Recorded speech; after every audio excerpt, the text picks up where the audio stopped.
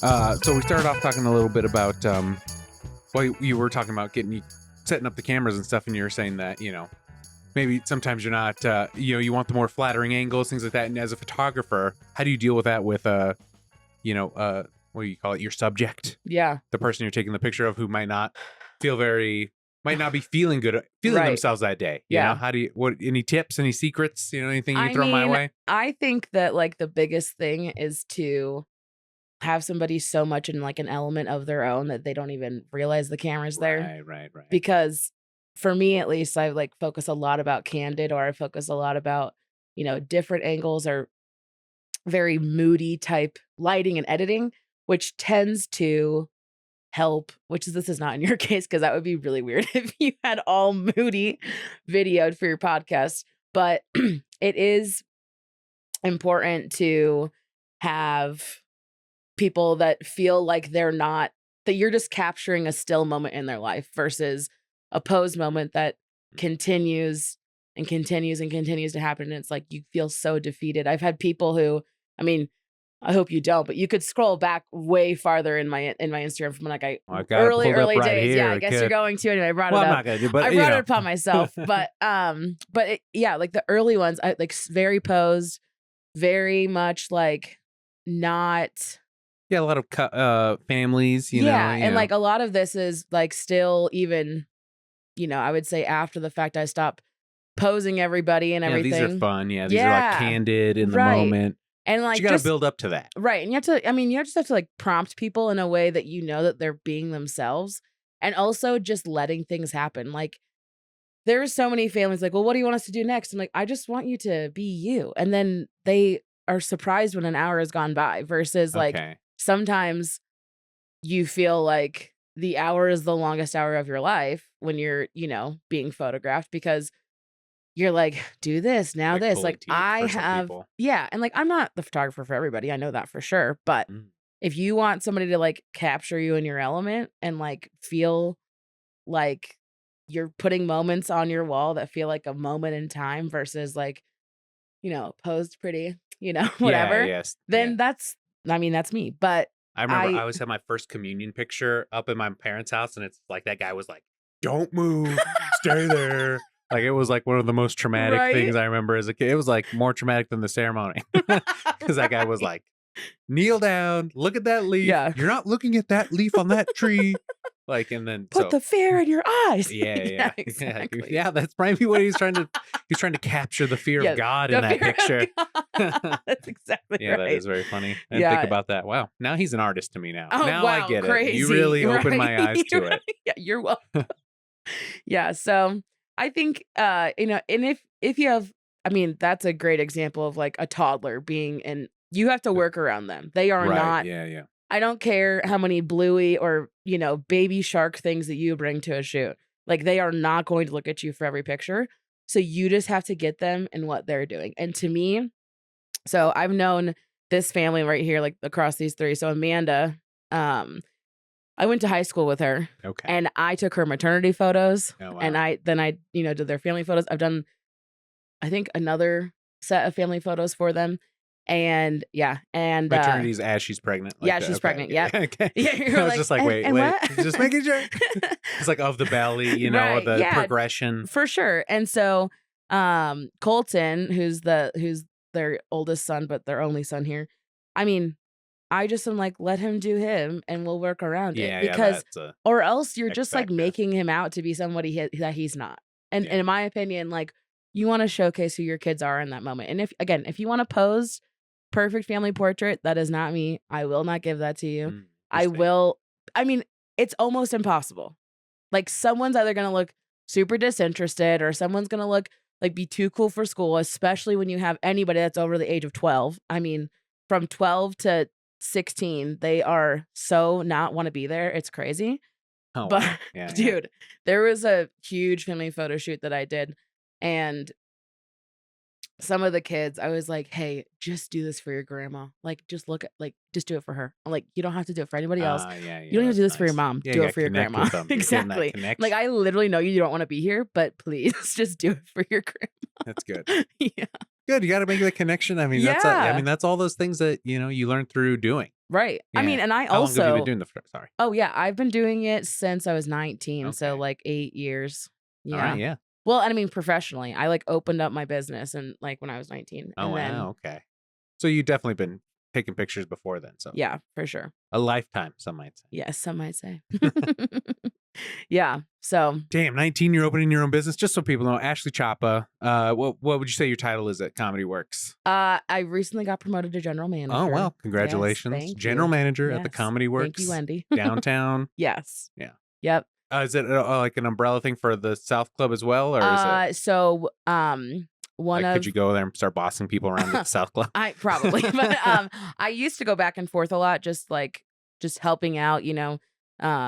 At one point we only had one club manager south, so I would like go on 2 show nights and help him out, and then training new people and that kind of stuff. But I mean, I haven't been there and to actually manage anything in a At the long South time. Club? But my really good friend Bree, she's the GM right Okay. now over there. So Cool. yeah, Right on. So yeah, general manager downtown yep, Comedy Works. That's yeah. some big shoes. I mean, that feels good. I mean, that's a title, huh? Yeah, It feels right. it I has to feel know. good. I know. It's really funny because so I work all the other managers like that are club managers are all boys, men. Sorry, sorry boys. But it's funny because they would if they ever got into a situation where someone's like, "Well, I want to talk to your manager," and they're like, "Here's my manager's card," and they give them my card. I was like, guys, I'm like, that's not even fair. Like, we're all like, this is when we're all at the same level. I'm like, Okay, yeah. that's not fair. They're like, but you are gonna deal with it better. I was like, okay. It kind of made you the mom in a way. Yeah. You're like, you're gonna. Oh man, Lisa Lane. You know Lisa Lane? Yeah. She. So after I had been kind of doing new talent, and I mean, not doing it, but being around for it, helping Right. like just manage the flow of comics and stuff. She bought me this hat that says "Mama" on it, and she's like, "It's because you're a club mama." I was like, Mhm. "That's so nice." I Yeah. was like, "That's so sweet." So I That's still good need. that you like it. 'Cause I Yeah, feel like so much responsibility. it is a I'd be lot. like, oh God. I know it's No. a lot, but I also watch how some of these.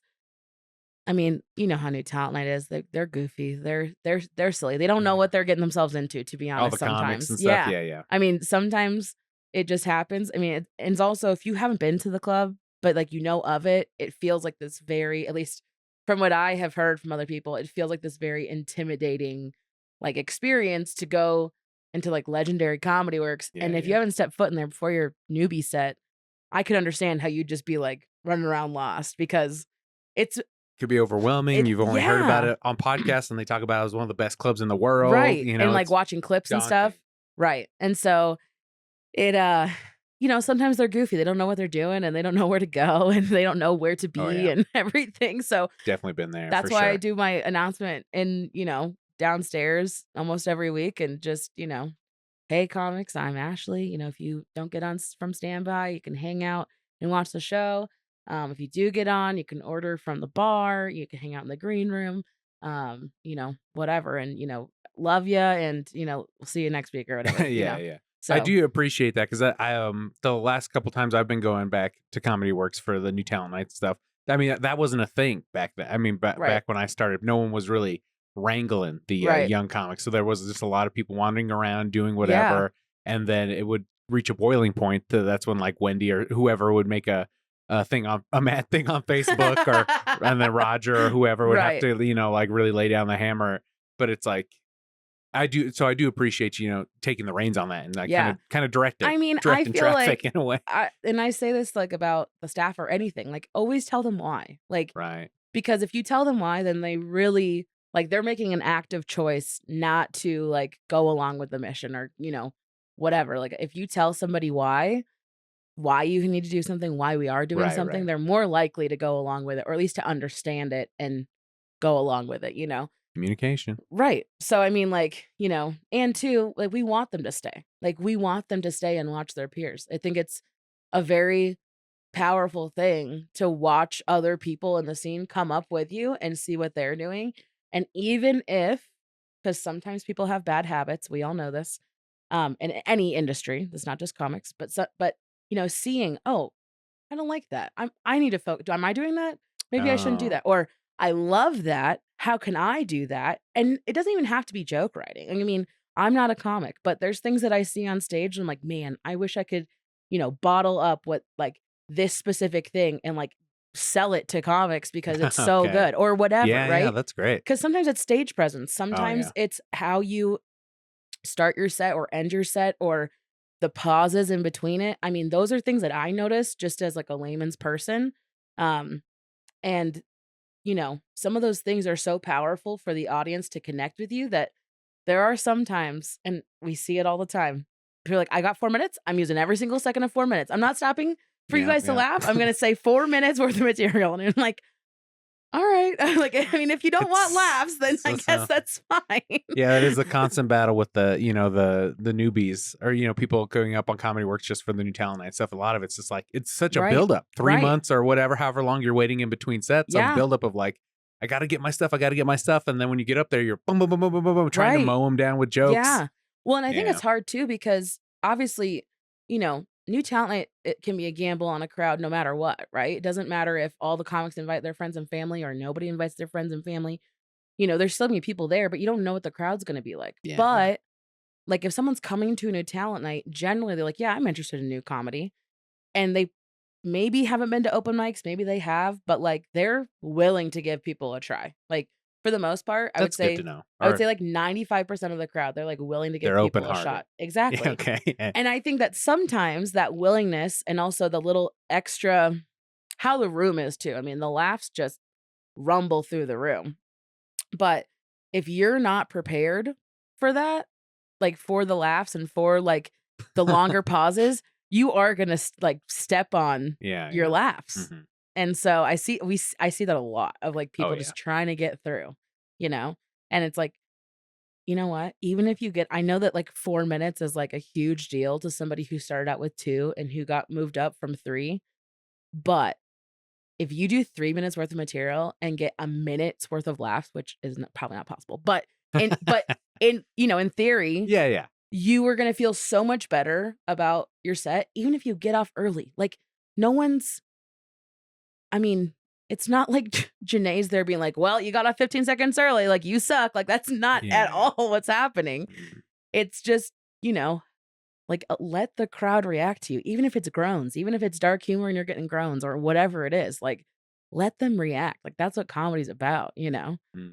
So did you say it's really about that connection with the audience? I think so. More than anything else? Don't take this, please do not take this as true, real advice. I'm not a comic. I just watch it. Okay.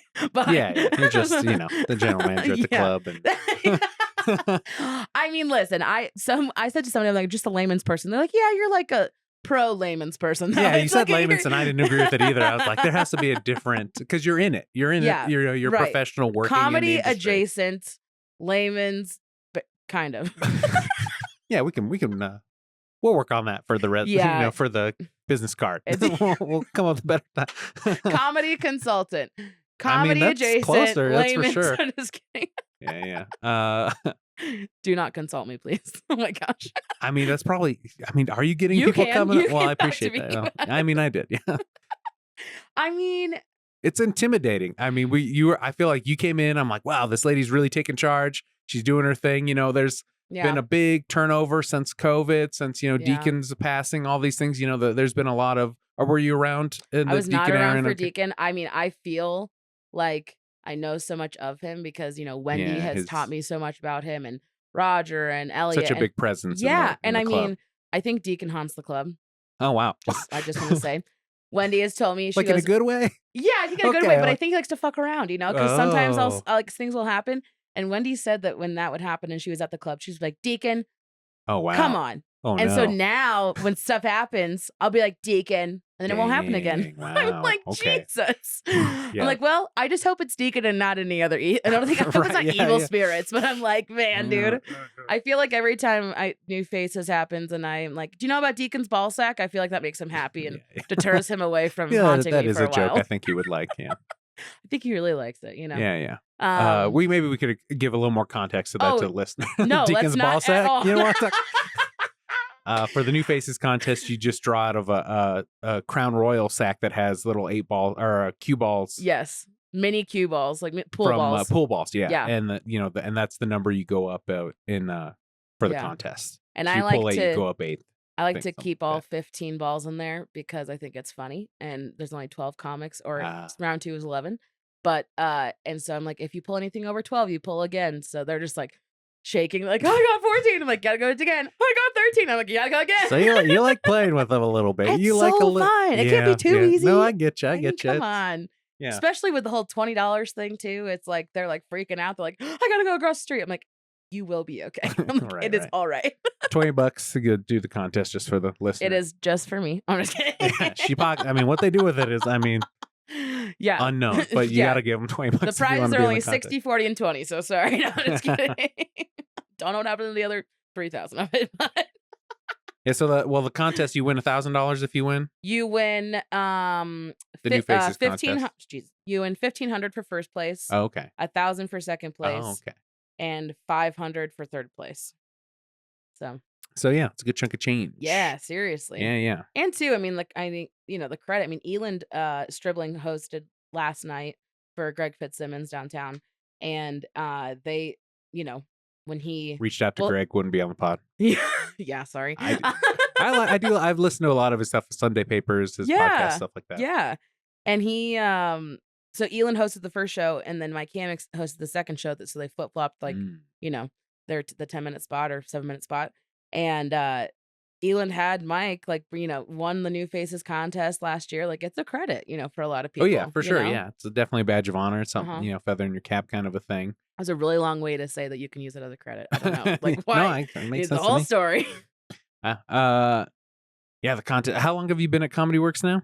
I just had my 3-year anniversary. Oh, okay. The beginning of August, and then it'll be 3 years working at the club. Thanksgiving weekend. So Oh wow. yeah, Thanksgiving weekend. That's when Yeah. you started. dude, I started out as Wendy's assistant, Wow. and then long story short, Intimidating? Is she? She intimidates me. She had to be. she's funny because she definitely, like, I mean, I think that woman demands respect and Sure. definitely yeah, has yeah. earned I mean, it. for sure. I also think too that, like, people get so scared to, like, talk to her, even if it's just like a friendly hello or how are you or anything. And I'm like, trust me, she's in this business for a reason. Like, she loves The power. Wendy. I did not say that. That was JD. But no, she loves the comics. She loves it. Yeah, I've gotten that from. And the I think she relationships. definitely, well, like I said, she definitely commands respect and she has earned it. For sure. She also is, like, a very friendly person. Like, I mean, she always talks to us about, like, being at, like, having the best hospitality that we possibly can, like that Midwestern hospitality, like, come on in, be our guest, like, let's get you a drink. And obviously, we do have the 2-item minimum and stuff, but we want them to feel like they've had such great, hospitality and such great customer service that they're customer like, yeah, service we is want to big. come back, Yeah. and this feels like a good, comfortable place, like, to watch comedy, and, like, in a way that it's like you feel safe to, like, laugh at whatever is funny to you. Yeah. I don't think that there's been almost any time that I felt like I couldn't laugh at something or whatever, because I feel like sometimes there's those environments, and Oh, yeah. it's very few and far between, but they are there, where you're like, you feel embarrassed that you've laughed at something, and I'm like, I don't ever want to feel like that. And I feel like, obviously Wendy's done a really good job of making Comedy Works a place where people feel like they can come and be themselves, and yeah. So, I mean, yes, Wendy can be intimidating to some people, I'm sure, but Yeah. she's really, I mean, at the end So of the day, you weren't scared. You weren't like, oh well, no. at first I like was. Devil I mean, of Wears course, Prada, kind of like. yeah, no, I I mean, I mean, of course I my was only nervous. frame of reference. I'm sorry. Of course I was nervous, but Sure, yeah. I mean, I also had, like, the worst imposter syndrome ever. I was like, I am not fit for this job. I don't know, like, why am I doing this? Like, and my stepmom and my husband were both like, what's the worst they're gonna say? Like, before I even interviewed, I was like, I don't like being, like, Wendy's CEO. Like, I don't know. Or just Wendy's assistant to the CEO. Yeah, right. Not CEO. Assistant to the CEO. Like, I don't know that I can do that. I don't know that I can. Like, I don't. It seems like a lot. Yeah, it's intimidating. Yeah, exactly. And it's like, yeah, I mean, my husband had to like, and my stepmom had to like Well, convince that's nice. me That's nice that they to, believe in yeah, you. right. And they're like, this is exactly you. I'm like, I don't know. They're like, you're So, so organized. yeah, I mean, for sure.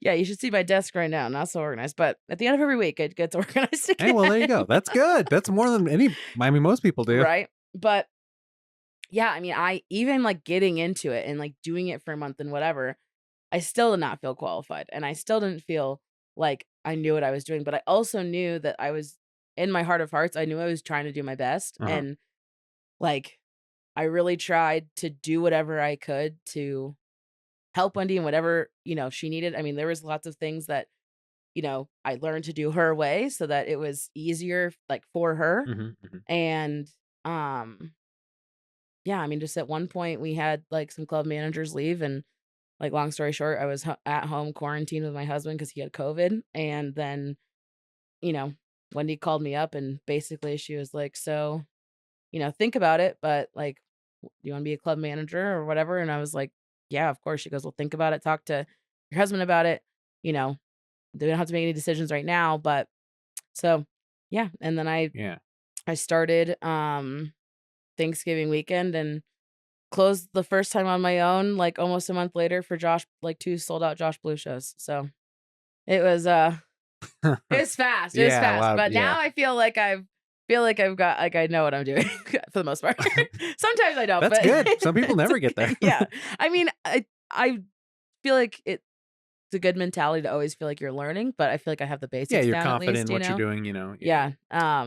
And yeah, there's still times I feel like it's like I have really bad imposter syndrome. I mean, everything that I do, I feel that way, which is I think even that's photography. I the literally burden of will an sit there. artist. Yeah. I mean, I'll literally sit there and zoom in on stuff. I'm like, it's not clear enough. I'm like, what? No one's going to be zooming into Right, somebody's yeah, nose to especially, figure yeah. out if it's clear enough. It's insane. Like, what? No one's doing that. Right. And then it's, I don't even do that on other photographer stuff. Right, yeah, Like, it's very clear. And I get so down on myself that I don't know enough and I'm not doing enough. And, this is not what other people are doing in my field, regardless of the field I'm in, regardless if yeah, it's yeah. photography, regardless if it's, you know, at Comedy Works. I mean, I am fairly young and I feel like sometimes it feels, I was gonna say own it. That's why I laugh. It's like, no, own it. I'm yeah, young. I'm yeah, young. I know, There's but it some old just, people out there. You're young. it feels sometimes really weird because, you're there. Especially in comedy, there's some older Right. comedians and they're like,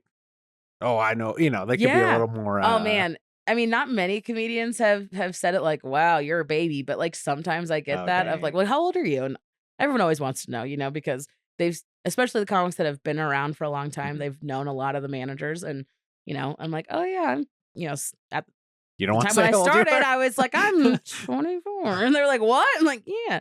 And then, when I was 25 and 20s and now I'm 27 Oh and I'm yeah, like, yeah.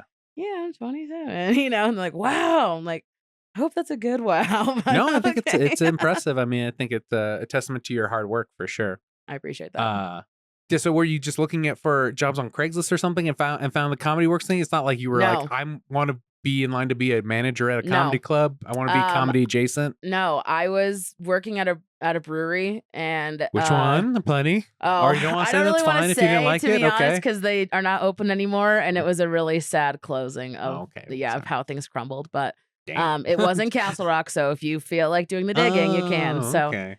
recently closed, so R.I.P. it is August 31st, so you can probably find it if you want to, but, I was working there and, I was also, like, doing my photography business, and that was, like, all I was doing, and then, like, the commute was a lot because we were living in Denver, we just moved to Denver, like, at the You and your beginning of husband? July, yeah, How long from have you guys Castle been Rock. together? We have been together we just celebrated 5 years married in March, and then Congratulations. thank you, and then, yeah, we've been together, It's married since young. You're like, I gotta tie this down. Or dude, was he let like, me I s gotta tie this down? dude, we both grew up, like, super Christian, and Okay. so the thing was, There it like, is. yeah, I no, know, I'm like, no, "There it I is, get it. guys." But No. I mean, you grew That's up Catholic, you Catholic. Yeah. said? Oh, Yeah, yeah. so it's very Oh, much I get like, it. and I love him to death, but I think we both had to grow up a lot within marriage that we probably wouldn't have had to had we waited to get married, but at the same time, like, I think we both are better for it to have had each other to Yeah, go yeah. You through got to it. grow together. but it's hard. Yeah. I mean, you're married, right? Oh yeah. I mean, it's Yes, married. hard. It's Uh-huh. really hard to be so young and to still be figuring yourself out. Yeah, I got married in my 30s, so I didn't. That Right. young is that would be different. Yeah, the man or the person I was back then, I wouldn't have Right. been able to do it.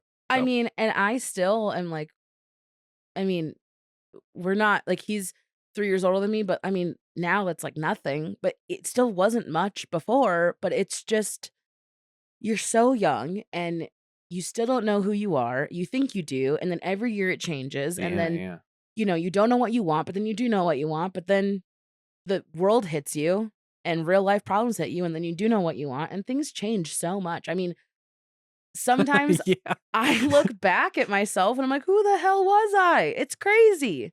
It's crazy. Oh yeah. So But that's good. The growth. I mean, that's the growth that's, is good. Yes, it is good. It's just weird. He's how old? How many years older than you? He's 3 years older than me. Oh, okay. Yeah. I thought you said 9. I was like, wait, what? You're like, what? Wait, what? You're like, wait a second. Let's have an intervention. I was like, she just threw that in there. No. Yeah. Yeah, my bad. 3 years. Yeah, That's 3 That's years. nothing. That's nothing. Yeah, but I mean, it's still, we did so much growing up. I mean, I yeah. really feel like I've always been pretty confident in who I was, Sure. especially after I went through like a lot of bullshit in high school and everything. In But Castle Rock. in Castle Rock, yeah, I went to Dang. Castleview. I can't I imagine. graduated from Castleview. I did get to graduate on the Red Rock stage. That was really Oh cool. yeah, that is cool. Yeah. What's the mascot at Castleview? Just curious. Sabercats. Ooh, Sabercats. Yeah. So don't use that if you try to hack my Sabercats. accounts or anything, because don't you? I mean, I do The use it on password to security. Sabercats. No, I mean my security questions. I mean, Oh, just okay, don't- gotcha. Oh, okay, sorry. Yeah, I'm just kidding. But that is one of the security questions you can choose. interesting. It's like, who's your high school mascot? I was like, that's a silly one. to Mine do. was Spartans. Oh, cute. Wait, did you go to school here? I went to Greeley West. Okay, nice, Yeah. nice. I was like, wait, I know what mascot that is. I've seen him around. Oh, yeah. But yeah, so you get married at what age? 22. I just turned Dang. 22. Big ceremony. No, actually, we did in my dad's Small. backyard. Oh, There was okay. like 50-ish people in attendance, and then we Did you take your own pictures. I You're like, I can't give up this almost did. control. I almost did, but I had a photographer friend that I had known since Okay. my senior year of high school, and had her do it, and it was great because I mean we were really comfortable with her, and it was just Good. Yeah, easy. You knew. It was Yeah. in good hands. Yeah, for sure. And she's still, I mean, she is thriving. Like Oh, she is good. only doing photography now. Wow. Like booked out for weddings and all this kind of stuff. If anybody wants to check her out, it's been a long time. You probably can't find my wedding photos, but Meg Illuminate is her Instagram. So Cool. yeah, she's a great photographer. Much different style of photography than what I do, but she's pretty good. How so? She only does sepia tones, or what? Like what is? Yeah. When you say different She only style, shoots yeah. on Polaroid. No, I'm just kidding. No, she's very. I mean, obviously, as you go back farther into my Instagram, it's more bright and more saturated. Yeah, and I like everything. the bright. I like the But saturated. I stuff. like very dark and moody now. Oh, So, okay. A but lot of black she's and white. very See more black and white yes, creeping in. but yeah, she is very like saturated, very bright. I wouldn't say airy is the word, but she's very, Airy. That's interesting. yeah, she's It's an very interesting way to put it. yeah, wouldn't have thought she's of that. very like it's very like I wouldn't say clarity. Like crisp, like very like stark in a way of like with color. She's a great photographer. I mean, she's great. What do you think it is that you're going to a darker thing now? That just like you're Um more jaded from working with comics, so you're like, I'm darker now. yeah, dude. I'm like, let me darken your day. No, I'm kidding. This is life, and it's just like a black and white portrait of a dying flower. I don't know. Yeah, dude. I'm so emo. That's crazy.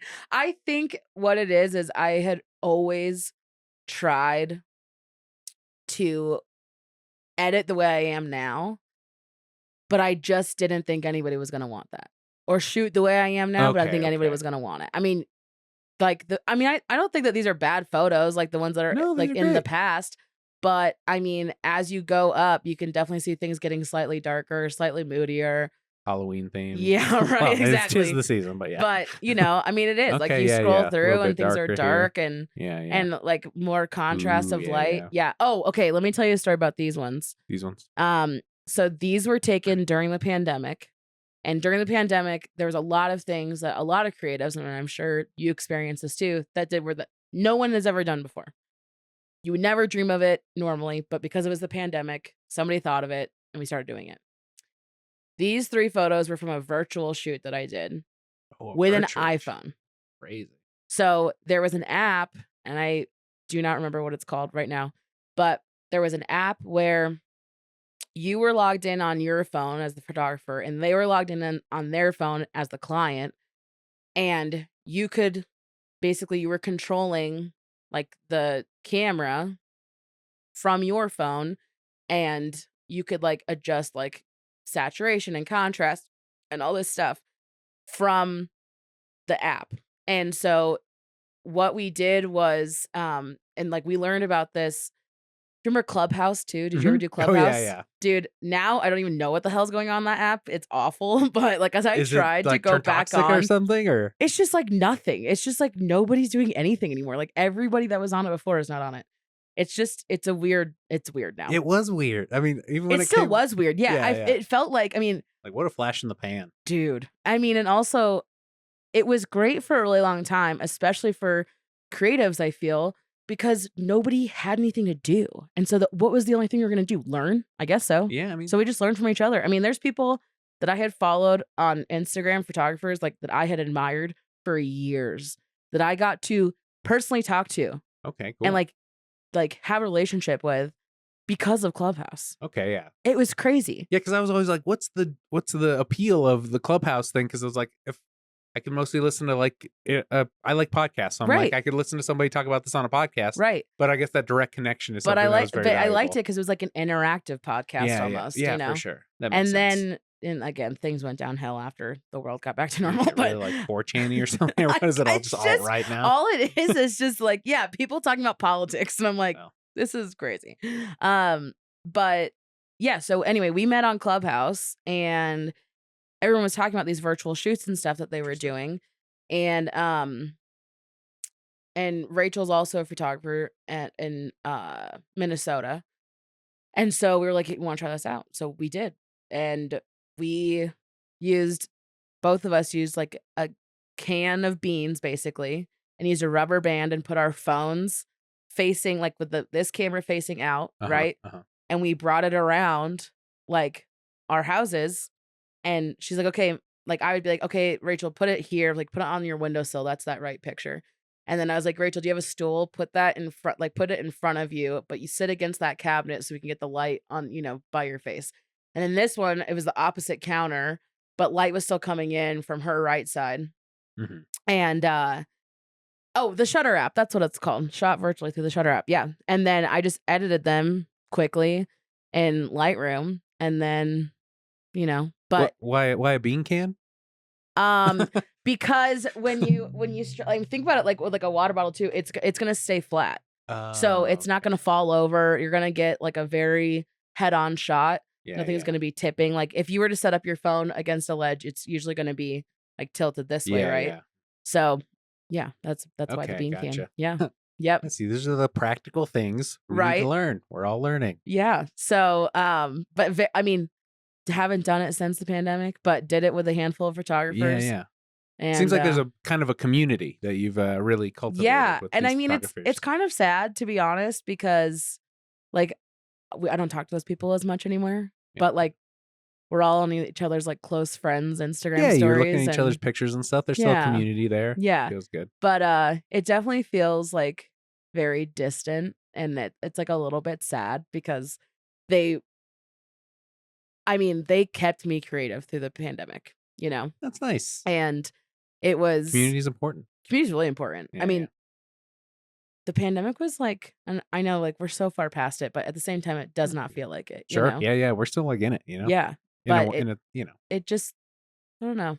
Because we don't know the after effects, we're still feeling the 100% shockwaves of it and stuff. So it's like, 10 years from now, we'll be able to look back and be like, wow, that was really something or whatever. But what were you doing during pandemic? Were you doing comedy? Were you doing podcasts? I did a couple Zoom shows. I kind of just, that's when my wife and I got married in 2020. Aww. It's when, we just, for us, it was like the best year of our life. We got to spend every day together. We just hung out. And you're still married? That's great. Oh yeah, it was great. It's been amazing. She's great. Good. And but yeah, I mean, I kind of stopped doing. I didn't like the Zoom podcast, so I kind of stopped doing the podcast for a little while, put it on hiatus. Yeah. I did a couple Zoom shows, just didn't really catch the vibe of it. I just got really into me, Yeah. working on myself. Hell I built these desks and worked Nice. out a lot, so that's Yeah. about it. I For got really sure. into lifting, bro, so that's where all Yeah, my it was gains leg came day in. every day. I don't know if you can tell, but Yeah, sorry, I'm about to bro out on you right now, so it's awesome. Uh, I didn't know you had this side of you, so I love it. It's great. Yeah, you can tell where the testosterone comes from. So Love it. yeah, so it's like you're doing the photography thing, and then just getting the day job. I mean, that would be. I mean, it's hard for me to be like I have a day job that has nothing to do with my artistic endeavors.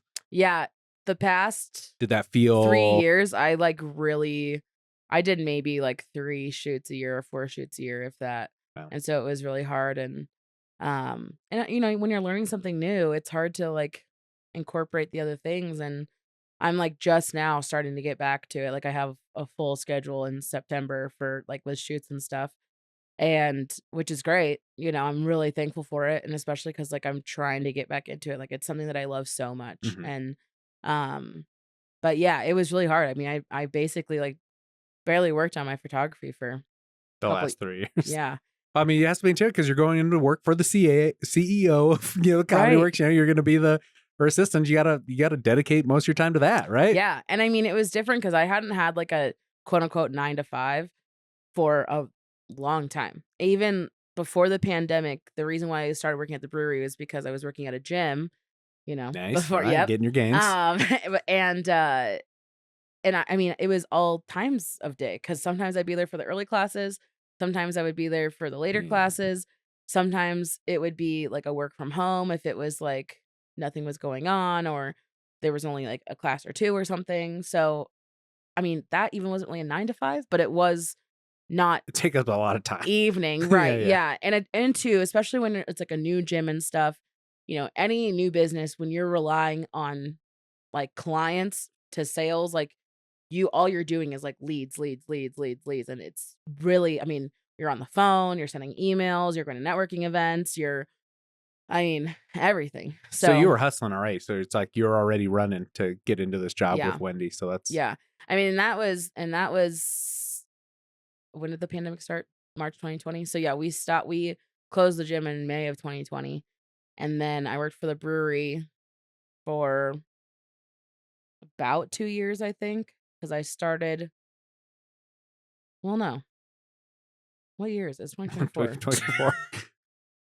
It's Worked all for right. the Yeah, the brewery timeline for, doesn't like- have to be solid, but I I worked get for what the you're brewery saying. for like a year, Yeah, I yeah. guess. And Felt like feel- too. Sounds Jesus, like it really did. It really did. But yeah, I You didn't want to do comedy or anything? There wasn't any comedy my adjacent thing God. that was like No. drawing you to Comedy Works? well, my husband, okay, I guess you asked this and then I went on a totally different tangent. But Well, no, that's what we Sorry. do. That's what we do. but when my husband found it, because he was listening to a Joe Rogan podcast with Ari Awesome. Shaffir. No, I'm Yeah. sorry. Broing out. Don't cancel me. But he was listening to a Joe Rogan podcast with Ari Shaffir on it, and Ari was like, "Hey, Comedy Works needs people. Like, go to the website." I do remember hearing Yes. that. I do remember hearing that. That's why I'm here. Oh, so wow. when I Okay. first It met worked. Ari, I told That's him, I was like, crazy. "Hey, I'm here because of you." He's like, "That's awesome." That is And like awesome. every year I've seen him, since then, it's like, it's just, I don't know. It's a nice little like reminder Yeah, of like yeah. why I'm here. And he's always like so nice too, which is so funny That's considering. good to hear because Yeah. I've heard some weird He stuff is about very nice, even know, though I think like roofing, Burt Kreischer, things like that, being a little crazy. So Just funny. podcast stories, not yeah, live crazy. exactly. I know, like he is a little crazy, but he is a very nice person. That's good. That's good. But yeah, so my husband like looked up jobs at Comedy Works because he was gonna apply Okay. for like server or whatever, and he was like, "Hey, they're like Wendy's hiring a CEO assistant. Like you should look into it." And I was like, he goes, "It sounds just like you." He sent me the link, and I was like, "I don't know." He goes, "No, that's totally you. Like you need to apply." I was like, I mean, I just like he's like, "Well, just think about it." So I called my stepmom, and I was literally in the car. I was like, "Hey, what do you think about this?" And that's when she said, "What's the worst she's gonna say? No?" Yeah. I'm like, "Yeah." And she goes, "And then you just keep Yeah. your brewery job." And I was like, Yeah. And she was like, okay, so like I don't know what the big That's a deal lot of is. therapy right there. Yeah, That's what a lot of therapy boils down to for me. dude, truly. Like, what's the worst they're gonna say? Yeah, exactly. So, and then my husband was saying the same thing. He was like, your stepmom's totally right. Like, you just go Cool. for it. Yeah, yeah. And so, I had my interview, and I guess I'll share something I have probably never shared with anybody. It's really funny. Exclusive. Yeah, exclusive. But Wendy sent me an email and was like, "Hey, we'd like to interview you at this time, whatever." And I was like, "Hey, thank you so much. I'm really looking forward to meeting you, Wendy." And my phone auto corrected it with a Y instead of an E at the end. And I was like, "I'm not gonna get the job." I was so mortified. And so then I responded and I was like, "So sorry about that typo." And I was like, "This is even worse now. Like, what am I doing?" So yeah, of course I would do that. But I went in when they were still kind of remodeling the downtown club, and one of the people who I worked with for a while, but he doesn't work here anymore. He like took me down. He was like, "Nice to meet you. I'm Matt. Come on down." He's like, "Watch your step coming down." And there was like tarps everywhere. And now I know now they were like pouring epoxy for the countertops and everything and painting. And I sat in the showroom, and I know the exact seat I was at, and yeah. which is kind of Memorable funny. experience. Yeah. And I talked with one of her like assistants at the time, and then I talked with Jeff. So if anybody knows Jeff, like at first thinking, "Oh, Jeff," but like then he's lovable. And then I talked with Wendy, and I was like, "Wow, okay, great. Well, I'm like, this is a lot." I was really trying to like not oversell myself, but be very honest about everything that I had done. Yeah. And so yeah, and then I think it was like later that day or the next day or whatever. I think they're like, "Okay, well, here you go. You want it?" I'm like, "Really?" They're like, "Yeah." I was like, "Okay, sure." They're like, "When can you start?" I was like, "Well," I was also nannying at the time, so I had like 3 jobs I was Nanny. juggling. Yeah. Oh yeah. Yep. And then I started, and my first day was August 9th of 2021. Dang. Yeah. Yeah. So it's not like 9 to 5. I mean, these hours are. I mean, what's At that? first, with like, doing the assistant job, it was Yeah. like 10 to 6, 9 to 6, Okay. 9 to 5. It just kind of depended on like what Wendy needed or Yeah. what jobs we were doing or what have you. A lot of what I did was just kind of, she had 2 other assistants at the time, and they were all focused on like different things. Like, Yeah. and so I kind of was there as like filling in and helping her with whatever else she needed, and like helping organize stuff and whatever. Like I did a lot of file organization and Yeah. like I'm just curious. I think it'd be intimidating because I like the as I get older, I do like the schedule. Knowing when I'm at work, so I can schedule things around. So I was just yes, thinking, exactly. The club is very different, but as of right now, I have a fairly consistent schedule, to the point where like I can plan things and I can basically count on my days off. September is different because of the contest, so but generally I work Tuesday through Saturday, and I'm generally doing like a 9 to 6 on Thursdays, so I can have like Thursday evenings. But yeah, it's nice. It's nice to like have a little bit of consistency, even though it's like a night job. So Yeah.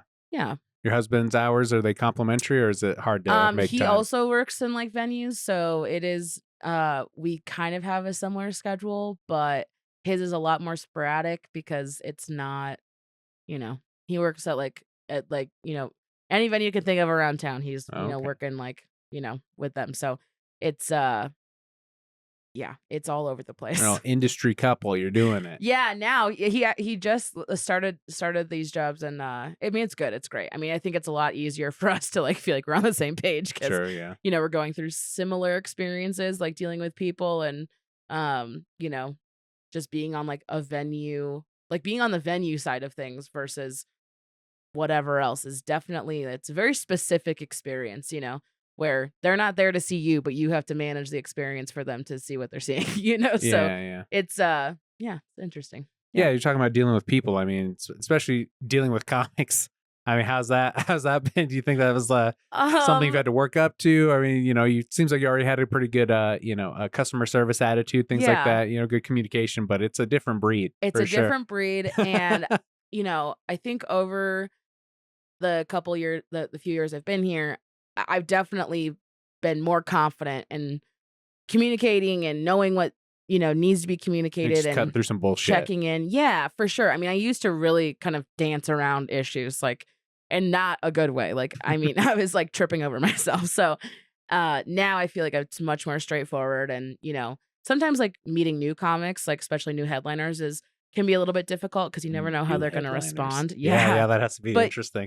but I mean, everyone's like really nice. So That's good. And they're always happy to be at Comedy Works. So That's for sure. that's also, I think, really helps us too. And yeah, I mean, I think the hardest thing about like working with comics is that, and especially, I would say especially at the club, because I think theaters are probably different and other clubs may be different depending on the club. But if someone like really is like vibing on stage, like sometimes it can be hard to get them off stage. And it's totally fine if it's like a one show or a second show or whatever. But those first shows of the night when we have a second show, I'm like, please get off stage. I'm like, it's 9:15. We have to go. But I will say, everyone's always happy to be there. Customers, if you go out and just kind of communicate with them, hey guys, we're running a little long. It's a great show. We're really excited that you're here. Just bear with us and we'll get you in as soon as we can. They're also really appreciative of that. So it's going long, but it is what it is. I mean, like, because you can't tell them to get off. I mean, yeah, they're performing. We can like them, sure, but at the same time, it's like, you know what? It is what it is. Yeah, like, we've always gotten through it. People have almost never been mad when the show like is running late, and then they get they get the best show too. They're like, oh, this is what I was waiting for. That's awesome. You know? Yeah. So again, we're going back to like communication is key. I think like the only thing is like if you realize it on the first night that they're there, that they're running along, just like, hey, you do whatever you want second show, but if you could keep it tight that first show, that's great.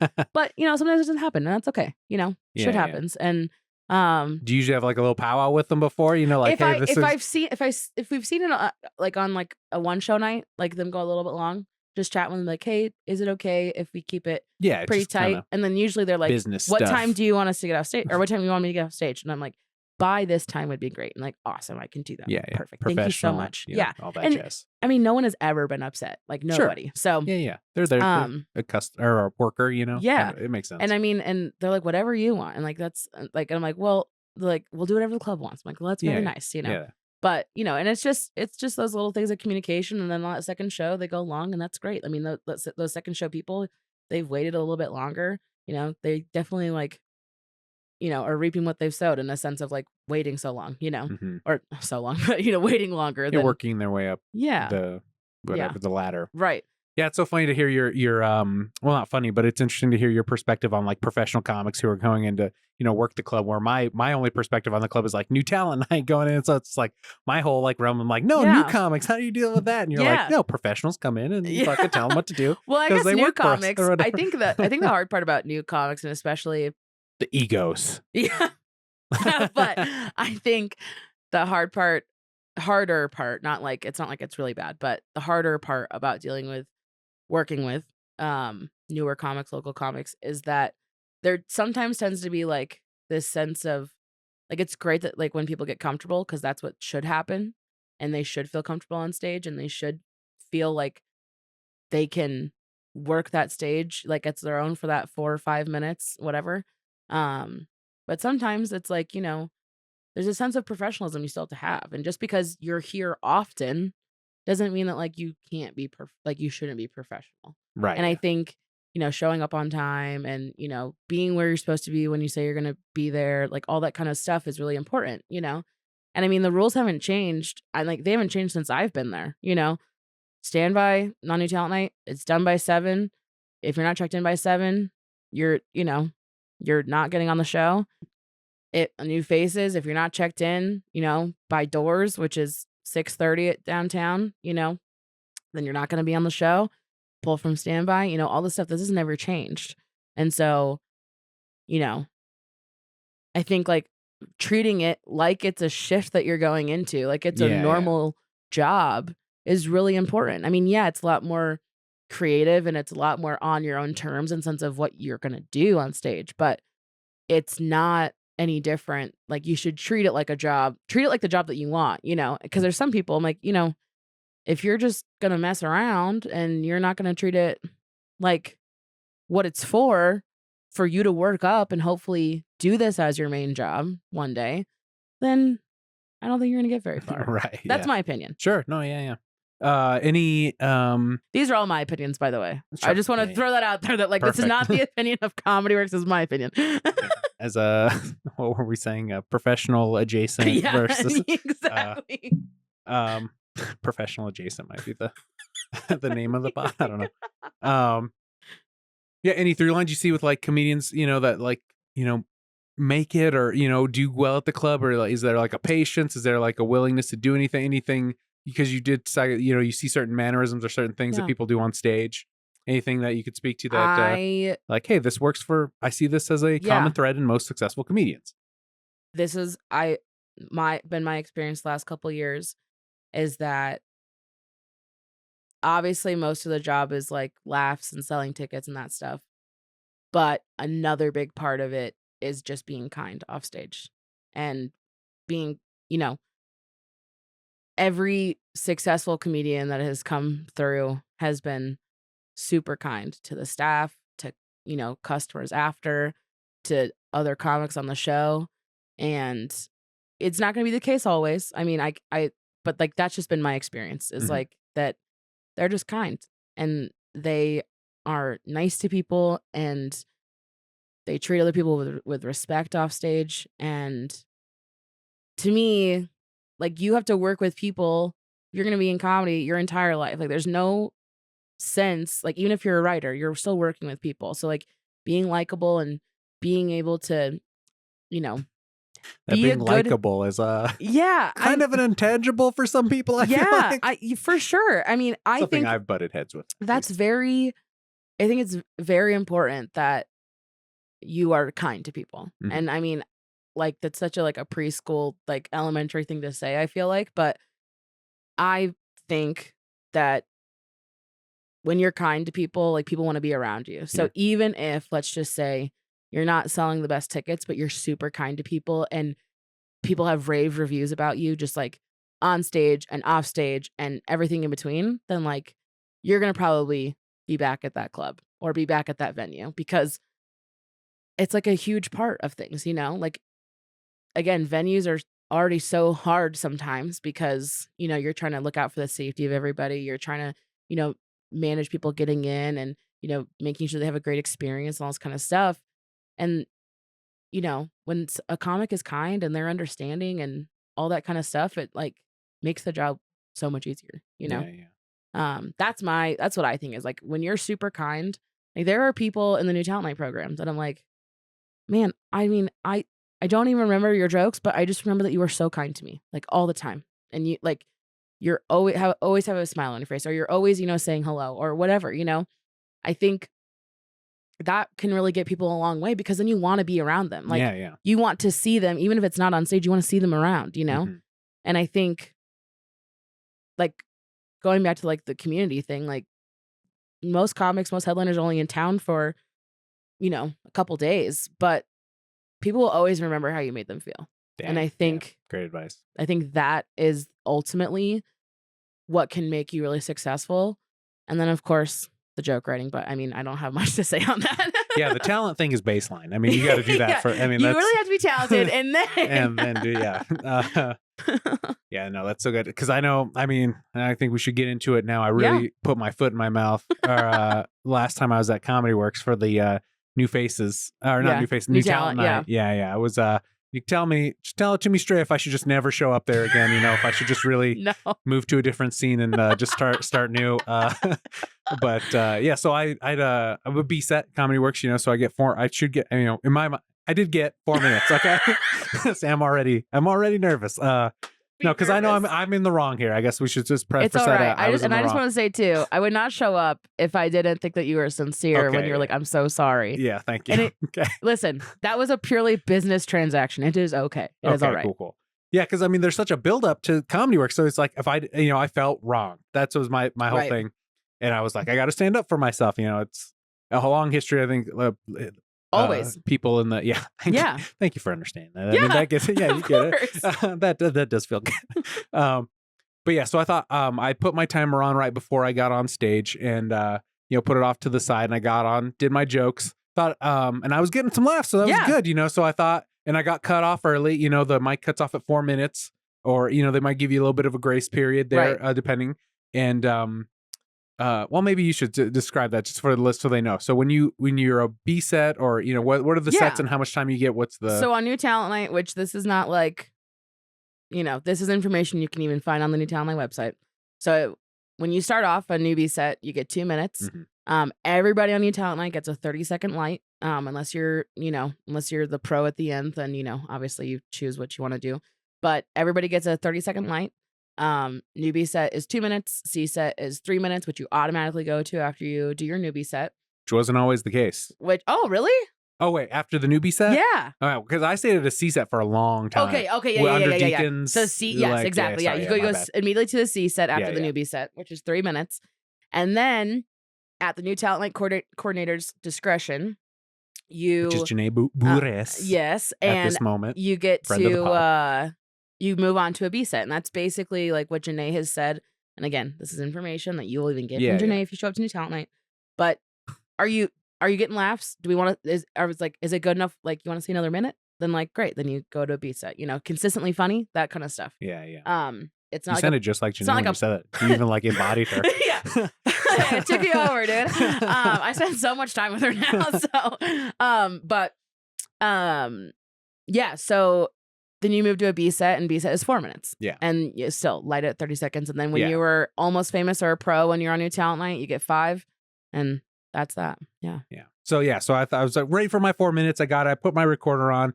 And when I got off stage, I saw that my recorder had only been recording for 3 minutes and 30 seconds. Yep. Which triggered me unfairly. Which, not unfairly. Well, let me validate you in saying you. that if I also was in your position and I thought that I got shorted 30 seconds for some unreasonable reason, I would also be like, what did I do to deserve this? Like, what is happening? Yeah, so I that. understand I appreciate if that would that's what you thought when you got off stage. And I was just in my head about time because I was doing the new Faces contest the next night. Right. So I was really just in my head about time, which Janae talked to me about afterwards and was like, you got to kind of change your thinking about it, which I can get into here in a minute. But so I was just like, boom, my, triggered. I was like, I'm going to go talk to this lighting guy or whatever. I'm like, I should have gotten more time or whatever. And I went over and I saw you sitting at the front desk. So I was like, hey, I hope I wanted to come off cool, but I was hot. I wanted to come off. Yeah. You were very, I was like, I could see it. You're like, hey, listen, you're like holding it back in your throat. It's like, it's hard for me. I'm like, what's I wrong? get emotion. Yeah, it's hard for me with a lot of emotions that do that. It's hard. So I was trying to explain to you that as calmly as I could, but still feeling tension. Right. That I should have I was B set. I think I got shorted. Blah blah blah. I just wanted to what happened. Yeah, and, make sure that this guy knew or whatever. There's a little bit about like, did you know who I am, which is so dumb to have, to get that ego or whatever. But I'm not perfect. And, of course, none of us are. I appreciate that. And you were just like, oh well, let me call the guy over. So you called the lighting guy over, and I was like, oh shit, now we're in it. Like, oh fuck, she's calling over the employee, and I can't remember the gentleman's name. Yeah, Cole. Cole, yeah, very nice guy. He came over. He's like, hey, I got the stopwatch. I'm doing this for everybody. I know what your time was, and I was like, well, I don't know what and I was my technology has never led me astray. So I was just so like, I don't know why this would say this then if you blah blah blah. Right. And so I argued with him a little bit, but ultimately I was like, okay, all right, nothing's going to change. It's already happened. Just, I said my part and that's all I can do. Right. And hopefully you weren't hating me at this point. I don't know. How were you feeling? Were you like, this motherfucker? I'm going to be honest. I feel like there's a lot of New Talent Night comics that feel a certain way and they will not get over it until they walk away and think about it because it's not the end of the world. It's truly not. I mean, it feels like it because you're a New Talent Night comic and this is the only time you get on the comic book stage every 3, 4, 6 months. Yeah, it's a lot of buildup. Right. And so I was like, and in my head, I was like, did he listen to the recording yet? Because like he would probably know if it started late. And then I was like, you know what? I'm going to put this to rest because if it's our fault, I want to correct it.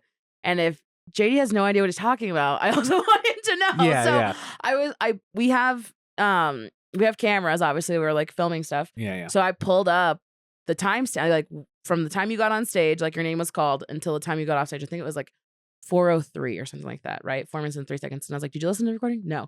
You listened to it. I listened to it. And then you're like, I don't know what happened. I got Yeah. Yeah. So what happened? So What did? Do you know what happened? I don't know how. Well, I do have a theory. Tell me. Was it Deacon? No, that's a different theory. Spookier theory. Yeah, right.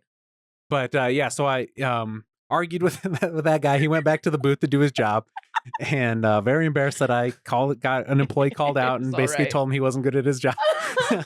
Now that I have a little more perspective, I think it wasn't the best thing to do. And but yeah, so I was fuming. Went back to the green room and I was like, I think I got this, blah blah blah. And then I came back and you showed me the timestamps, and I was like, okay, I'm gonna go listen to the recording. And so 30 seconds was recorded first, and then it started another file. I don't know how, but Another file? Yeah, so there's two I have two. So you have 4 minutes now. Yes, I have the What? first 30 seconds, and then the last Was it 3 in your minutes of 30 pocket? seconds.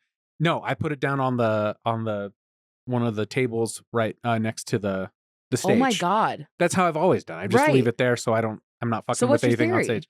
That the host came down, sat down, accidentally hit it, and then And hit and then record hit one more again. time. Possibly. Okay, interesting.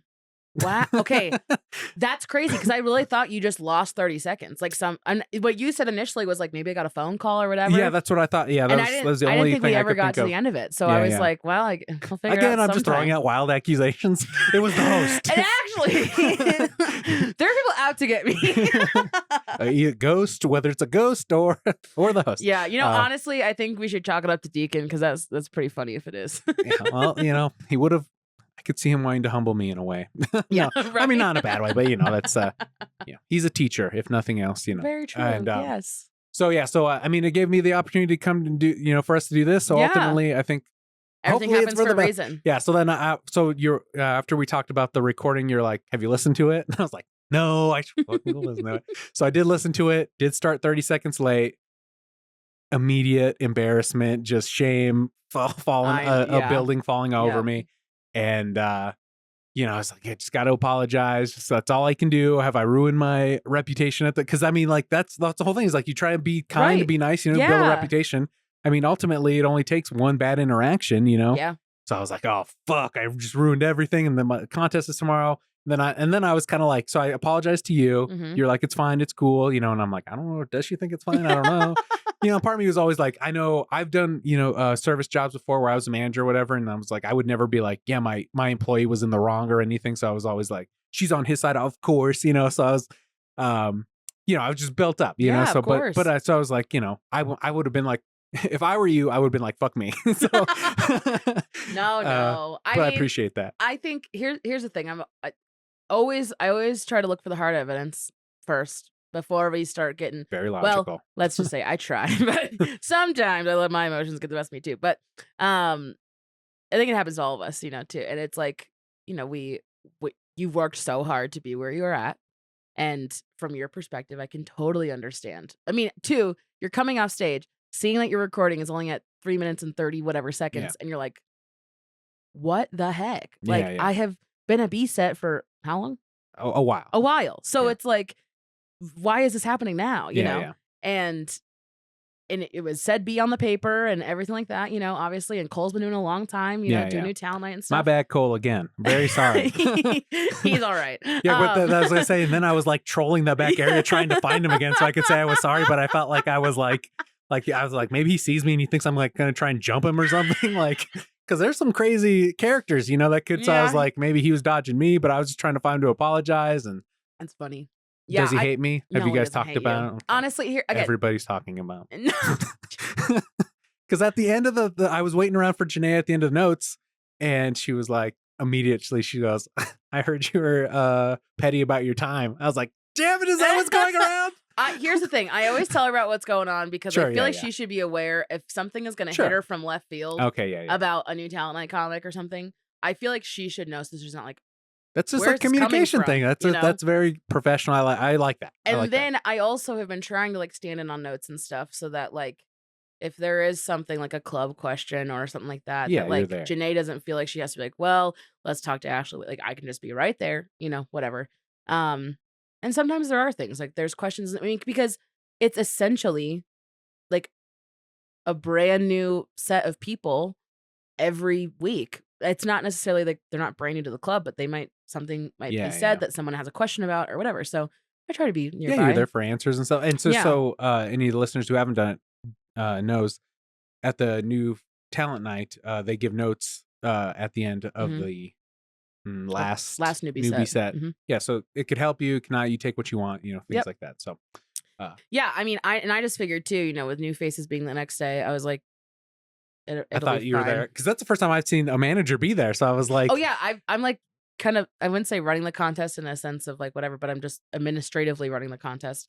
So yeah, I've been checking everybody in and yeah, you're printing the around. lineups. So I And was like, she's here to make sure I don't start shit. I was like, That's I'm so not trying to, I funny. know, well, obviously it's all about me. So Yeah. in my head, so I was Isn't like, that funny how I'll do it. oh, Everybody yeah, does it. Yeah. But yeah, so Jenna was like, I heard you're petty about your set. Like, don't be petty about your time, blah, blah, blah. And I'm like, I wasn't trying to be petty. I apologize immediately. I'm sorry. But, I'm glad it ultimately got us here. And Yeah. hopefully, we can move on. Yes. Okay. I moved on. So Okay, good. it's all Okay, good. You're like, Don't I even definitely have stress. not been thinking about that Yeah. at all. I mean, honestly, after like new faces went well, I think like interactions between us, I was like, he's not this person. So it's fine. Okay, good. It's all good. Yeah. And also, you were understanding about me being a couple minutes late, so I'm like, anybody can deal with that. Yeah. Yeah, comics. You Dude, gotta be. I mean, truly, holy For real. cow! Sometimes, I mean, I'm glad you came at all. I was like, there's like a 50-50 you're gonna bail. Yeah, I was like, I get really anxious. Okay, so this is like, I think I said this already. I don't know if I said this on the pod or before, but this is like the third podcast I've done, but the second show I've done. So it's like, it's very intimidating for me still. And because I don't know, I don't want to say anything that like someone's going to take the wrong way or whatever. And that's why I also say yeah. like, this is like everything I'm saying is my opinion, has nothing to do with like Comedy Works' opinion or whatever, because like, I also, like, I want to be like a good, like steward of the club. I was going to say, yes, exactly. That's exactly what I was going to say. So it's, I was thinking like steward of what, but yeah, it's, I want to, like, I so silly. I want to make Wendy proud with Sure, whatever no, I I can say, totally get whatever that. I do, Yeah. because, at the end of the day, she's the one that's like built it up to be what it is. Mhm. And I want to maintain that the best that I can. And I want to, just, I want to work hard at whatever I do. Yeah. You know, I mean, you had to have to, get to where you are at this point. thank you. All right, now we're gonna get into the nitty gritty dirt questions. Who you think's the best headshot taker in Denver? In Denver? Yeah, like of the comics who are doing it. Jeff Stonick,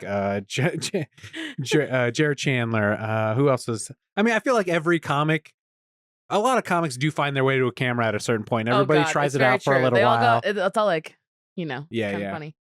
I don't know. I'm gonna be so for real with you. I Please. don't follow a lot Know of who they are. comics on Instagram.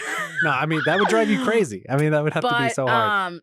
I mean, it's hard because it's like there's so much going on all the time, and you probably have the same thing too. Of like sometimes your social media can be so overwhelming to look at, so I try to keep it pretty like tight. Like people I want to see, I'm pretty bold. I will unfollow people if I don't like their stuff. Like even if it's like somebody that knows me that would know I unfollowed them, and if they're like, "Why did you unfollow me?" It's like, well, your content's not really serving me. I can't. I can't do this. I can't do this for myself. Sure. But oh man, I don't know. That's fine. I just thought it might be fun. But It's a funny. I It's love a fun to name question. names on the bud. Yeah. Who you think's gonna win the contest? The contest, dude. I can't say. But here's what I think is so interesting about the contest, because I'm so inundated with it right now that I'm like, and Roger Hack and L.A. Woolsey, who were helping with the new Talent Night program and doing all of that for such a long time after Deacon passed, and we would not be where we are without them. Like they did such a public service by taking on the new Talent Night program and putting their own comedy careers on hold for the sake of the new Talent Night program. So I want to say that, and like they did such a public service for us, for like as comics, and I will say this because Wendy has like as Comedy Works, but they also like Roger has helped me so much with so much like unbiased with the contest, like helping me figure out what needs to happen, where it needs to happen. And everyone's like, "You're so organized." I'm like, I'm only this organized with this because Roger has taught me so much about how to do this well. And I am also very organized. Like I also love spreadsheets. I also love, I love a good color coordination, I don't know if you saw the schedule posted on in the I group, did, but I was like, I did see that. I'm like, I like color coordination and stuff. So, but it is so interesting, like all of the aspects of the contest. And I don't think people understand that the New Faces contest is based on like the people's choice, like the contest is judged. I started saying it like after like week 4 or 5 because and being like, hey guys, the contest is judged by the people. I want you to know, like the contest is not judged by like purely comedians or all the staff, or it's not like that. It's not like a popularity contest. You're literally like, Yeah. can you win over the audience is the thing, to these unbiased people who are not here for anyone else. Like we do not give, we try our absolute best. And I work with the box office to do this too, of like, we try our best to not have people that are there for one person because it could get really messy, like that's what we try. Sure, yeah. But, you know, obviously it's important for your people to be there. It's important for people that love you and care about you and want to see you succeed to be there because they will laugh at your jokes. Like, and if they don't, get some new friends. But like they will, like the people that love you and care about you and want to see you succeed, they should be in the room so that they can like add to, how things are going in the room. Bringing people is a right. big, is And someone was like, none of my family showed up. How does this affect me in my scoring? I was like, I don't know yet. Yeah, it's hard to say. Yeah. It's like, I'm not sure. So, I mean, would you say that maybe probably the biggest piece of advice or just best thing a new comic could do who's in the contest is just try and bring as many people as they can? Yeah, I think try to bring people and, try to promote it, however you can. Yeah. I think that's really important. And even so much so to just like, this is like, express to people how important this is, if you're promoting it just like every other brewery show, like no offense, but like that's not. You're working hard towards an end goal of winning cash, but also again, we talked about this, like a credit, so like I think treat it like that, treat it as something slightly different. Obviously there's going to be things that you find more important, and that's good because you should not be relying on just the contest to like, prove your identity in the comedy scene. That's not what I'm saying, but Yeah. There's never work hard. one thing to or there shouldn't be one thing to hang your hat on, kind of a Totally. thing whenever you're pursuing some kind of artistic endeavor or creative thing. I mean, there's plenty of comics who have made it that have never been at the club, who have never been at any of the top clubs. I mean, that's not to say that they haven't been now, but as part of their success, they weren't, So, and then there's some people who, did you read Tom Segura's book? I want to play with myself or whatever, or I want to play myself now. I want to play by myself or something like that. And in his book, he talks about like the first time he did Comedy Works, and Wendy gave him Comedy Works South, and he was like, okay. And he had like half the room full. Dang. So like, everyone starts somewhere. And I think we forget that too, is like everybody starts somewhere and everyone has different, I think success is definitely based on where you place your priorities. Like, I think that, of course, money talks, but so does who you are as a person. And if you are not happy as a person with where you're at and like in the progress and in the thick of it and crawling out of the weeds to get to where you are now, I mean, yeah, I have imposter syndrome, but like I'm very proud of where I am now, even though it's not anywhere I thought I was gonna be 5 years ago, Right. Like I am proud of myself, and it's hard for me to say. Can I go deep on this podcast? I guess I can. I've cried on every podcast I've been on. Wow, So okay. get ready. But I mean, I'm in therapy, and like right now I'm on like a little hiatus because my therapist is having a baby. And our last session, at the end of every session, she says, what are you proud of? And it's or like, and it's like been little things like I'm not biting my nails, or like, I woke up, or like I showed up to therapy, or I mean, I'm sure you get it. Like you kind of expressed a little bit about, where you're coming from, like on New Talent Night, and like this last session, like before, like we had this little hiatus, she's like, what are you proud of? And I was like, myself. And like, it's the first time I could really say Wow. that in a really long time. That's progress for sure. I mean, seems like you're putting in the work and all that jazz, and Trying. that's like, the Yeah. esteemable acts, Yeah. bring self-esteem and all that jazz. So that's Yeah. great. Yeah. That's cool. Yeah. Fuck. Yeah. Well, yeah, I was like, how do we get into some of the nitty gritty, Yeah. real questions. I know because I do have a lot of listeners that are new comics and things Yeah. like that. And, a lot of people feel a certain way about the contest. I mean, I have also felt in the past, it's like, oh, it is a popularity contest. These things that go through everybody's mind when they Absolutely. feel like, when they don't move on or they feel hurt or whatever, like, oh, I've never got on High Plains or anything. Actually, what are your thoughts on things like that that aren't associated with the club but are big in town? I Like, think it's awesome. yeah, there's no. I think what's good for, not to bring it back to like religion again, but like we used to say, like growing up in church, it's about the big C church, right? Like, which means like sometimes that would be the thing of like what's good for, like the community, right? And I think about it the in big that C same comedy. Exactly. That's what I think Oh, about is that it. what you're getting at? Yeah, Okay, exactly. cool. I think I say that like it's good for big C comedy. It's good for the comedy community. We wouldn't have the scene that we have if other people weren't contributing to it. Yeah. And I think High Plains is so awesome. Like, I love High Plains. I barely can make it to any of the shows, but if I can, I do. Because I think it's awesome. Yeah, And yeah. it's hard to go to open mics because Oh yeah. I mean, now that would people be, know who I am, it's and I don't already a grind to go when and you're a I, and I comic. don't mean that like in a egotistical way at all, but like people want to talk and they're like, oh, why are you Yeah, here? yeah. Like, and I just A lot of wanna, like, networking, yeah. like I'm Yeah, like, yeah. I'm not here to talk. I just want to see some stuff. But Are you I still a mean, comedy fan, would you say? yeah, for sure. Okay, that's Yeah. good. I've got to meet like people that I've been fans of since like before I've worked here, like I was young, and Spider. and Do you yeah. want me to get that? Is that No, good? it's okay. can, I mean, I don't know. that Up was, to you. weird. But if it gets any closer to me, oh my Yeah, God. no. I Get hate it. I hate spiders. I hate No, bugs. totally understand. If I could camp in like a bubble with no insects, I would do that for sure. But he's he's such a he's swiveling up. Nice. Wow. Such a man. Thank you so much. Ugh. That's going on the reel. It's just clips of me saying crazy stuff. Such a man. No. All right. That's sorry. the intro to your rid of- podcast. Yeah. Such a man. These are all my opinions on that. Such a man. Yeah, right. No, that one's a fact. You gotta take care of spider. There has been a fly around here too that's been kind That's of all bothering, right. but I'm I think sorry he's just about that. interested in what we're saying, to be Well, honest. he's trying to soak it all up. That's right.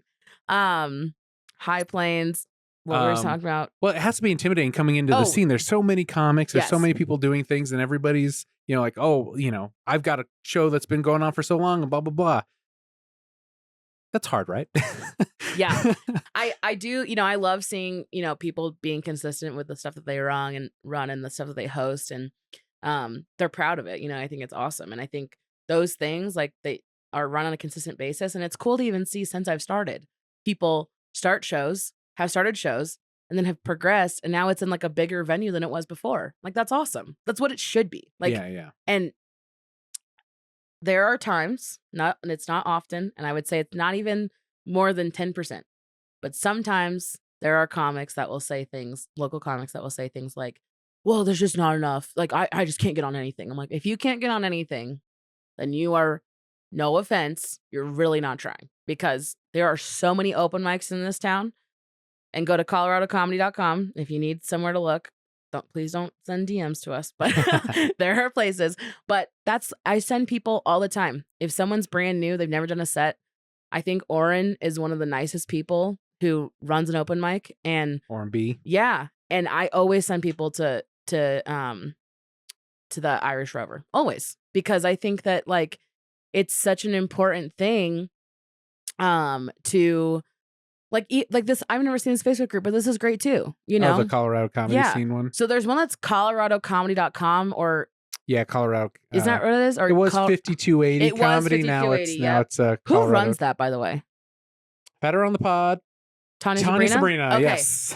I mean, it's great. It's wonderfully curated with so many. Yes. Okay. Colorado-comedy.com. Yeah. And you can search by open mics, classes, podcasts. Obviously, you guys are seeing what I'm saying, so you guys know. But I mean, it's awesome. You can even filter by like different Yeah, the cities. days. Yeah, so Yeah, it and is days. very more organized than it used to be. Yeah, For it's sure. great. Yeah. And so I feel like it's something really important to the scene. It's a great resource. And obviously, I don't know much about other people's, like how other people are organizing this in other scenes, but that's such a valuable tool to have. It's crazy. Yeah, David Germain also does one, Colorado Open Mics, Nice. disjointpod.com. Just throwing out to there because he's doing a service for the scene too. You know, Right. it's nice. And I think it's awesome. And, you Mhm. know, again, when people call and they're like, how do I get a new talent night? I'm like, oh, have you done comedy before or whatever? And no, I'm like, okay, well, I definitely recommend doing an open mic. Mondays at the Irish Rover, probably, you know, like that's where you should go first.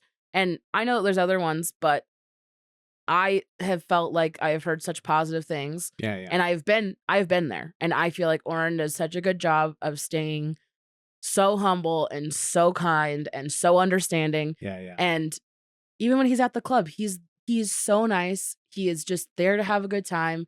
And like he's there to do a job. And it's awesome. And I think he does such a good job. So I always send people to the Irish Rover. And I know it's like it can be really long. Sometimes Yeah, you sign yeah. up at what, 6, 7, Yeah, yeah. and you're the not on list till goes up midnight. early. It's Yeah. crazy. But I think it's a really well run, well oiled machine for what it is. Yeah, it's Being true. in a Yeah. bar. Mhm. Like that's crazy. So that's where I send people we first. gotta keep South Broadway cool, so we gotta keep Yeah, that thing dude, going, man. seriously. Yeah, I Yeah. love South Broadway. It's a shame that all these places are going over to I Inglewood, know. but you know, it's I a sign mean, of the what times, do I you guess. gotta do? Yeah, I know. Yeah. It's so expensive. It's crazy. Shout out High Dive. Shout out. Sputnik, Yep. Mutiny Information Cafe, Yes. RIP. I know. Well, they're just moving down the road, but yeah. RIP in Denver. I know, dude. I So love that sad. place. I love I it. love going. I used to come to like South Broadway all the time when I was like, after I got my license, I was coming to South Broadway, Nice. go to Yeah, yeah. Mutiny and like just walk around. I just felt like, it just Yeah, felt it's like a great. good place. It's a good vibe, and it was Yeah. always like, you know, you felt safe. You know, it was a good Yes. community place. Always. Yeah, Yeah.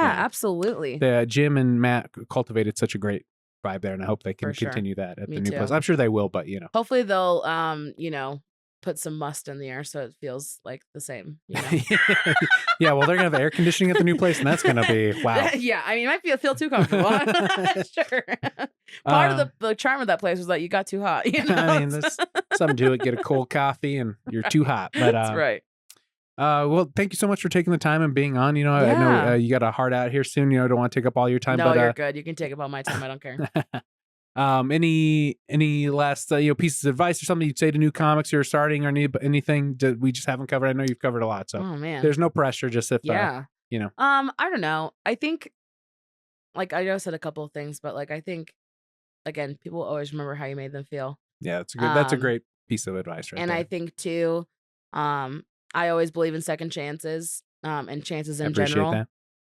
And so I think, if you can go into something feeling like, if you can go into any situation and feel like you belong there in a humble way, I think it'll take you a long way. And being understanding to people and all that stuff, obviously be funny, but like that's such a like abstract thing because different audiences like believe that? different things. Yeah, Yeah, the connection with the audience is like such Yeah. a woo-woo kind of thing. for sure. Yeah. And I mean, I think that sometimes you have to find your people. There are people, I mean, take somebody like a comedian like Joe Pera, for example. Not everybody thinks that's funny. It's very dry. He's very quiet. He is not the normal comedian, but his fans love him. He found his audience and it's fantastic. And then there's people that are super, super dark, like Anthony Jeselnik. He found his people and he's very successful, Mhm. and his fans love him. And then, there's people on all different sides of the spectrum. So like you don't get anywhere without trying, but you don't get anywhere without making connections and having community with people. And I think that's very important. And especially to like the artist, because it can feel very isolating. You Mhm. can feel very isolated, like no one else is experiencing what you're experiencing. I can guarantee you somebody is. And you're not alone in feeling the feelings that you feel. I mean, I can tell you right now, so many comedians feel this feeling of like, I'm not good enough. I'm not doing everything that I can. I could be doing more. I could be doing a podcast. I could be doing all these clips, whatever. It's like, dude, yeah, for sure, we could all be doing more. Yeah. Like, honestly, everyone. But like, do you enjoy what you're doing? First of all, if you do, then just keep going. You got it. Like, just keep working hard, doing what you can. If I tell the staff all the time, I expect your best. I don't expect you to be perfect. So if your best is 70%, then give me your best 70%. If your best is 100%, then that's awesome. Give me your best 100%. If your best is 50% because you are just not doing well, then great. Give me the best 50% that you can. But I will never ask for perfection. I just ask for your best. And I think like putting that in perspective for myself, for yourself, is really important, you know? Wow. Yeah, it's something I wish I had a good manager at a lot of the jobs I've had. So it's nice that somebody, I guess that just speaks to somebody who actually cares about what they do, and that just translates into, working with other people and creating a good environment. What's your best advice to local comics? Try not to let your ego get in the way. Don't lead with anger. Just, Yeah. be humble. Yeah. Yeah. Don't ask me to do the podcast and unless you've been doing it for more than 3 years now. So,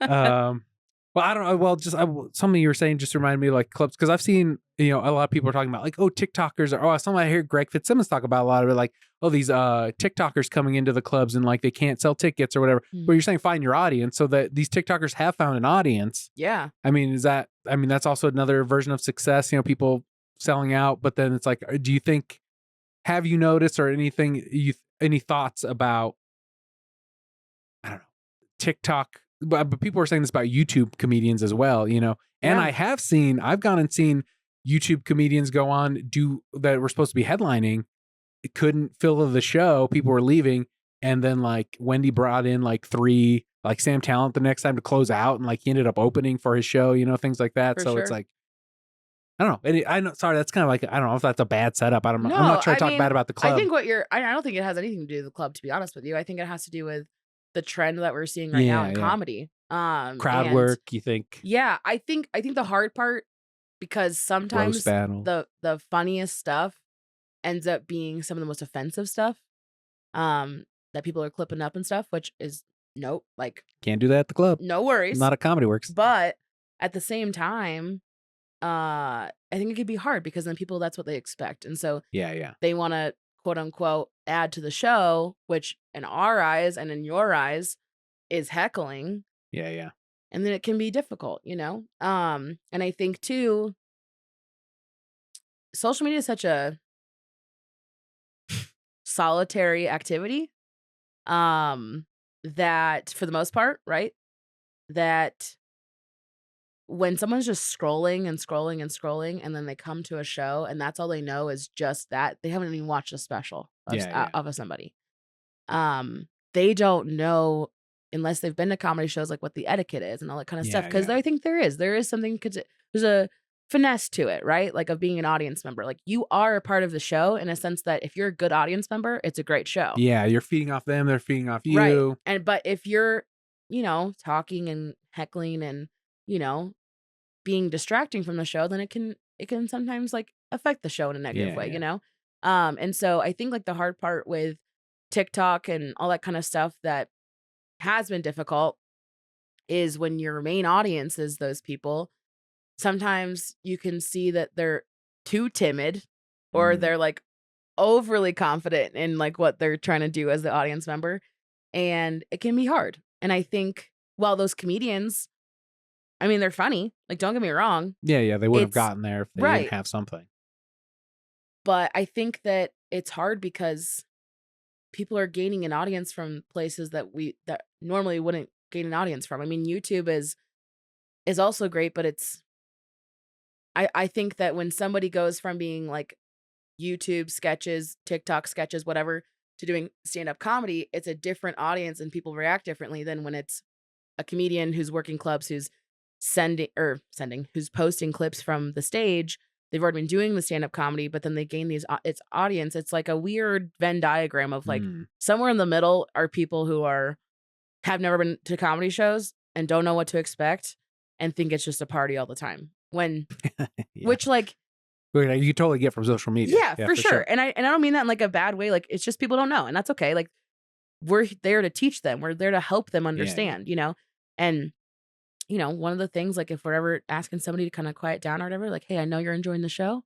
Just kind of any table conversation, you know, whatever, or what have you. But it's hard. It's a hard, like, little transition, I feel like, because I think you see a lot of people who fail on stage because it's a different dynamic than what it is on social media. It's not as quick. It's not punchy 24/7, you know? Yeah. It's not 60 minutes of punchlines. It's 60 minutes of crowd work, getting out the things that you want to get out from them, coming up with the things that you would say to, like, it is that immediate laugh. And again, I'm not a comedian. I don't know all of the like whatever, but I think it takes longer to get to those places that they think that the comic is all the time. Yeah. You know? Yeah, because you're still building that connection with the audience. You still Yeah. got to, build rapport, all that Right. jazz. Yeah. Right. And if you just go out immediately just roasting people, the nuts and bolts of performing, that you only get from doing hours and hours of performing on stage. Yeah. Yeah. Yeah, that's a great point of view. Thank you for sharing that. Absolutely. Did you do some lightning round questions Oh here? God, All okay. meant to be in fun. I'm so ready. Yeah, good. Doesn't have to be one word answers, but I'll, All right, I won't talk as much as what he's saying. No. Did you hear that, guys? JD said I'm talking too much. No, I just said doesn't. I said doesn't have to be one word answer. Just trying to start first fake thing news. off the top of your head. Yeah. Who do you think you are? Well, Next question. Meant to be in fun. All meant to be in fun. Who do I think I am? Oh man. That's like a perfect take with the drinking the drink. I mean, like, should have done a spit take.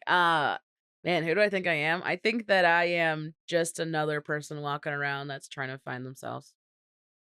Again, meant to be in fun. What makes you so great? Definitely my sense of humor. Well, that's good. I think you got it. Thank you. Yeah, I will never. Do not ask me if I want to do comedy, people. Stop asking, because I will not do it. I don't do it. Only That's maybe. what they all say. Only maybe to the staff. There it is. My There it team is. meeting. That's it. That's the crack. That's the crack. Right. I will. But other than that, I'm good. What motivates you? My younger self. Like trying to prove something, or so depressing. But the fact that I've lived to see another day when there was a time I did not think I would. Wow. Okay. Well, correct answer, spite, but that's good too. Are you an artist? Yes. What is art? Oh, wow. I went to college. Oh, good. Okay. I thought this was an uneducated question. What is art? I think it's anything that somebody sees emotion in as the artist or from other people. Okay. Pie or cake? Pie. Fruit pie, custard pie? Fruit. Why are you a custard person? I do love custard. Yikes. You don't like a custard, but you don't like a pumpkin pie? Okay, I like pumpkin pie. Okay, yeah. But I love a good apple pie too. Okay, yeah. I was gonna give what's the? I just listened to a CityCast Denver, and they were talking about how this lady, she doesn't like hot fruit, so she stays away from pie. My husband's the same way. Really? Okay. Yeah. Maybe this is like a thing. Maybe. I like it though. I think it's like there's something about when like the fruit crystallizes to the side of the pan. Oh my God. Yeah, the caramelization and all that jazz. Yeah. You don't get that in nature. No, you can't. Maybe sap on trees, but I don't know. No one's licking a tree that I know of.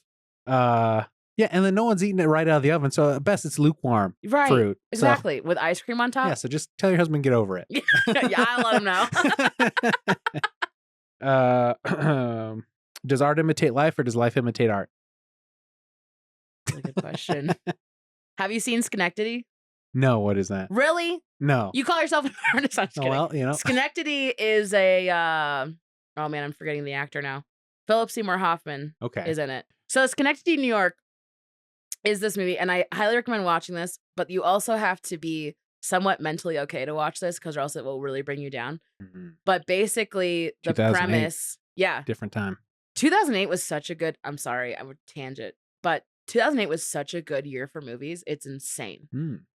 There Will Be Blood came out. This came out. I Drink Your Milkshake. That exactly. And that what was that other one with I'll think of it. But there was another movie that came out. The Oscars were fantastic that year, like fantastic. Um, but Schenectady is basically about like Philip Seymour Hoffman is like the main character, and he builds out this this like space that he reenacts his life, like things that happen in his life. And it goes from like being like a normal stage to like so much grander than that. Like square miles, okay, of space that he's built to reenact his life. Okay. And it ends Like up a being virtual reality kind of thing in a way. but yeah, like if we could imagine what it would be like to live our own life from a different perspective, that's what this is. Like it's crazy. Yeah. Sounds but deep. It's deep. Yeah, but yeah. life imitating art imitating life, I feel like that's like a perfect example of it being both. All right. But I think that life imitates art, if I'm being honest. We all want it to be something that it's not. I like that. And most people say both, but I like that you came down on, one that you prefer. Yeah. What's your problem? Depression. Yeah, that comes for a lot of us. People are gonna be like, "This podcast sucks, dude. She's so emotional." No, this is real. Dude. This is a real thing. Yeah, you're welcome. Yeah, you got the humor and the light in the dark here. That's right. Well, thank you so much for coming on. Like I said, where can people find you? I know. My Instagram, work Ashley Creative Co. You can find me at Comedyworks Tuesday through Saturday. Do you want people to talk to you? You want people to come up to you, or she's leave you sure. alone? You can come up to me and talk to me. I What's love the best way to be approached? How do you want to be just approached? Like, hey, what's up? Like hey, why didn't I get all my time? That's my favorite way. No, I mean, I think like the best thing, because it's like the program is so big, a lot of people. Like, just introduce yourself. Like, hey, I know we've probably like spoken before, but my name is, and then it's way easier for me to remember people's names that way, because it's really hard to like look at a list and then look at like okay, that's who that is. I mean, I know a lot more than I did now, like before, because of the contests and stuff, but and just being more involved in New Talent Night. But it's real, like there's like 2,000 people part of the New Talent Night program. Damn. I know. A lot. I don't know if they're all active, but a lot of people. It's a lot of people. Yeah. So yeah, just come up to me, introduce yourself, and I love chatting, and especially like when I've got the time, and I will, I never turn down a good little conversation, So cool. Well, thank you. I'm glad you were able to come on and we were able to do this. Yeah, thanks for having me. Yeah. I let the guests sign us off however they see fit. I will say Wakanda forever, be excellent to each other, and then the culmination of this experience for you. Yeah, dude. You want me to sign off? Yeah, however you want. Oh, whatever. God. I like that you're wearing the Matt Kobo shirt. Thank you. Hell yeah, dude. dude. Yeah, I had to represent somehow. It was either this or my Sam Talent shirt. Oh, both but great. I figured both great picks. Sam Talent, he gets enough name recognition at this point. People are like, we know who that is. I just want to, a little bit. I'll say something that I used to say a lot during the pandemic, and it was kind of just like a general thing I would say at the end of my Clubhouse rooms. So that app really shaped you. Yeah, it really did. It was a very formative part of getting through the pandemic. But I used to say, you are loved, you are cared for, there's a place in this world, and you belong in it. So, thank you. You're welcome. Appreciate it.